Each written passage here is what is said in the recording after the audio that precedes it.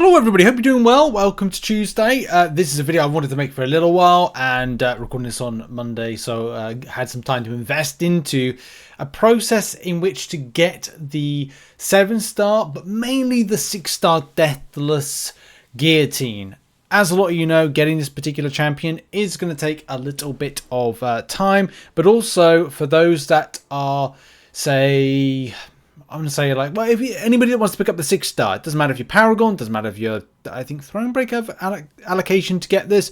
You've got to do the grind in order to get the part of the champion. You also might be noting that what you can see on screen is like, well, these aren't all of the pieces revealed for the 6-star, and we'll talk about that in a minute. Let's start with the 7-star. So I fingers crossed, time coded the sections of coverage for this, because I want to talk about the 7-star first, then talk about the 6-star, because the 7-star is easier to cover because it's more of a kind of a First World Marvel Contest of Champions related problem, and of course, like, one of the big things is that you may be without certain parts of it.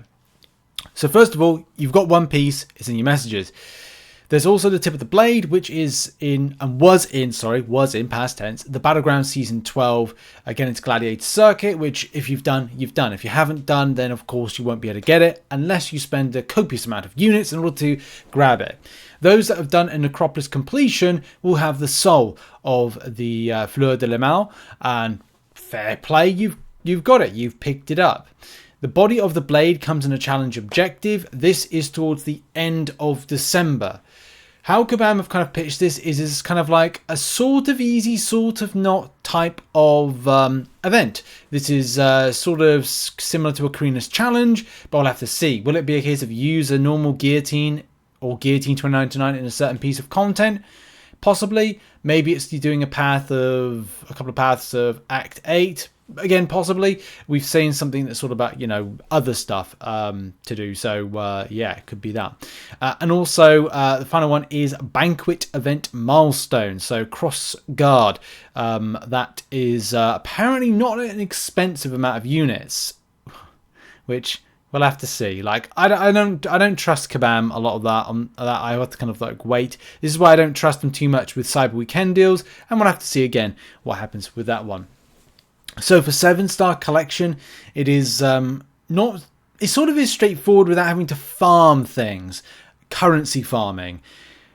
Content grind is kind of the emphasis of what the 7-star guillotine is, and of course you have your own processes in order to achieve it. And we may do on the channel a guide about the challenge objective for the body of the blade, and the banquet milestone apparently, again, according to Kabam, is easier, so therefore it's going to be fine.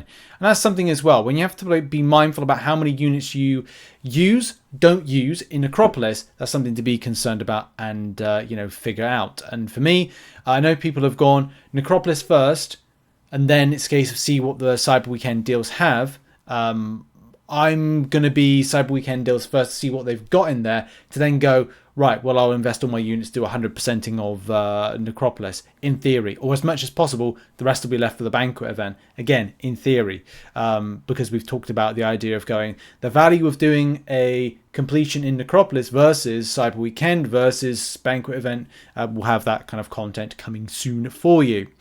So that is the 7-star portion talked about. But this is 6-star pieces grind guide or farming guide, because it's more currency based. Currency based on trophy tokens, loyalty, glory, incursion artifacts. You've probably noticed at the point of recording this video, and probably the release, I don't think Kabam will have this out in time, the glory store version and the incursion artifacts version of the pieces are not seen.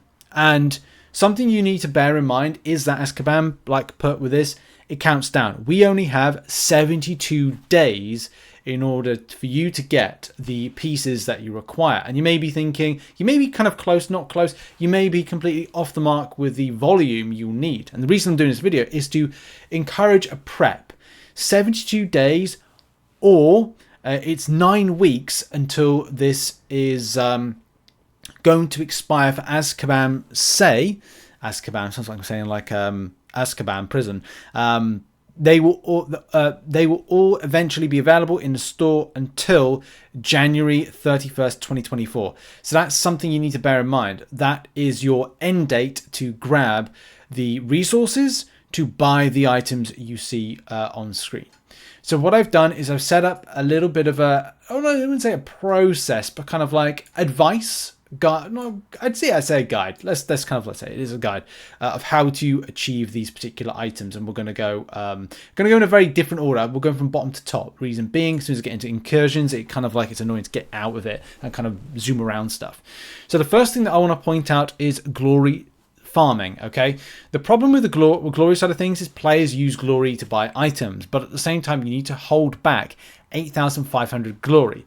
This could be potentially a problem depending on the amount of glory you get a week, and as well the amount that you're able to hold. As a lot of you know, there is a limit to how much glory you can hold, so you need to be thinking about volume and spend. Volume you're acquiring on a weekly basis and how much you want to spend, and also keeping as much so you're not going over the amount of volume for glory. So that's something to bear in mind. Like if you may buy some stuff in the glory store, you may not. And if you're buying stuff in the glory store on a weekly basis, you need to be thinking about storing some back. Like I might be saying, okay, well, if I get, 9,000 glory a week, 8,000 glory a week, then I'm going to be spending about 4,000 and then trying to keep 4,000 back. If I can float that 4,000, it means that the week before that this could expire for you particular players that are trying to get this, then you can go like, okay, just did AQ. We just got the rewards. I'm going to spend on this item. Yes, it'll then set you down to 0, but at least you get the piece. I think it's the point I'm trying to get to with this one. You can think about it now. You could either go like, I am not going to spend more than 8,500 glory and float that volume of glory in the store for yourself to then go, right, I'll grab the piece as soon as it's out. And that's how you'd kind of like theoretically look to do that. It largely depends on where you are with your alliance as to like what you get back. Only you will know like what alliance you're in as to what you get glory wise on a weekly basis. So that's down to you to kind of manage your glory, and that's why I've put management, because it is management of the glory.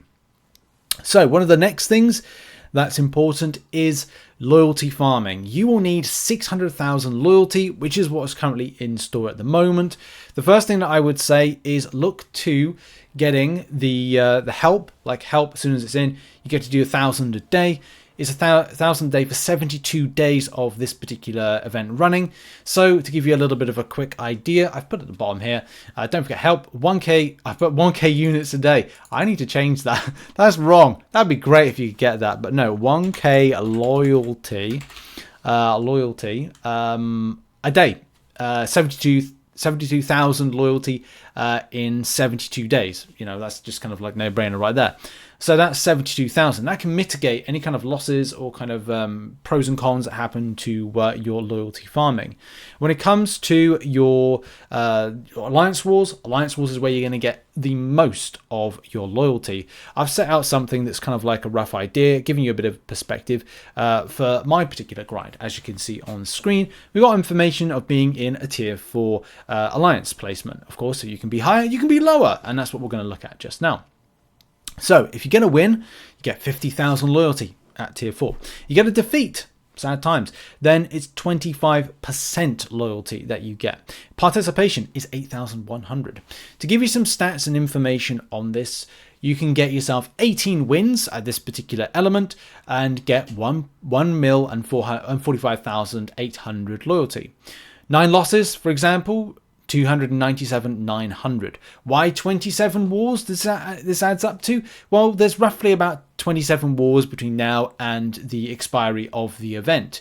So that means that I could potentially be looking at 1.3 mil loyalty between now and just before the event ends. Same with you, not just me, you as well. But that might not reflect where you are. To give you an idea, going from tier 4 right the way down to say tier 18, as I've put right here, is you could potentially pick up 855,000 loyalty based on 18 wins and 9 losses. at the current loyalty farming that you can get from being doing those particular wars. See what I did there? So we've got like a big gap between that particular point. So even if you're in a tier 18 alliance in wars, there's a good chance that you can pick up what you need in the time frame. So that's really good. And also you could be in less of an alliance that's doing stuff and pick up, again, like top yourself up with the claim from alliance, from help. So again, more options are available for that. There's probably going to be like crystals and other things where you're able to pick up some nice helpful rewards like incursion artifacts and other stuff. So we now finish off on incursion artifacts. Incursion artifacts. And farming these is actually not too bad. It could be a bit stressful, but maybe not. Do bear in mind, like, it's all down to having a good team, a good setup and stuff like that. If you're in game, you'll see that depending on where you are, you'll get different types of tiers of the and tiers and incursion artifacts you're able to take home from this particular event.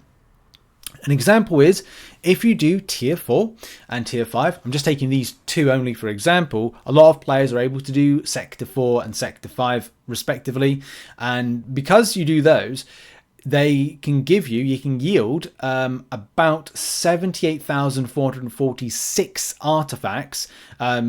Sector 4, 35k, sector 5, so sector 4, 35k, sector 5, 43k, 78k in total, plus another, because do bear in mind, in 20 days, as you can see on screen, it does reset. Now I'm uploading this on Tuesday, so it'll probably be 19 days. But the kind of theoretically, it's like, you still have an opportunity in time. 20 days from now is seeing you into early December.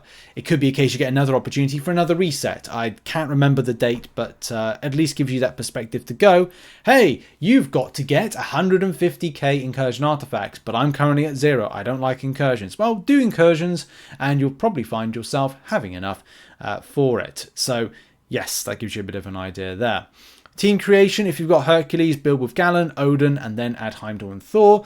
But of course, any persistent-based champion, and as well, any kind of hard-hitting champion is going to be helpful. Hulk, tons of champions. I haven't really mentioned this, but, Aegon, Stride, Nick Fury, Angela, Infamous Iron Man, all of those pretty much do, and persistent-based champions pretty much do a lot of the Sector 4 and Sector 5 without any great worry. If you're looking lower down the pecking order, so you're looking at you're only able to do sectors 3 and sectors 2, it may be a bit more difficult to do, but I would say that if you do indeed get 3 resets, there is a good chance you'll pick up the 150k from now. But in any case, that has been the video. I hope you enjoyed it. If you did, please hit the like button, subscribe, check out some other content located on screen, and I'll probably link to this particular spreadsheet in the description down below. Have a lovely day. Bye bye.